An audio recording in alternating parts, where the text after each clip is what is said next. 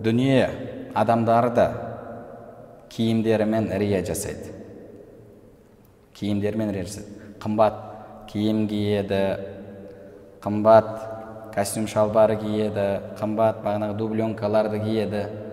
Адамдар көргенде мынау бай екен, мынаның ақшасы көп екен деп ойласын деп. Және сондай қымбат жерден киім алуға тырысады. Неге?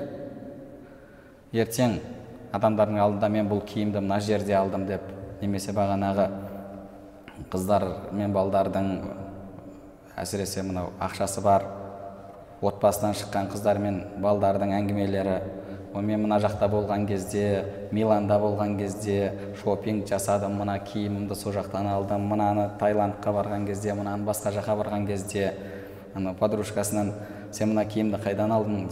Мен барахолкадан алып едім десе, фуй деп, бағанағы қалайша барахолкада жүресің, терпеть не могу деген секілді бағанағы бір өзін көрсетуші, мен мынаны мегадан алдым, немесе ана жерден, ана бутиктен алдым деп, арнайы бір сондай өзі қымбат киімдер болады, соларды киіп, адамдардың арасында өзінің абыройын көтергісі келеді.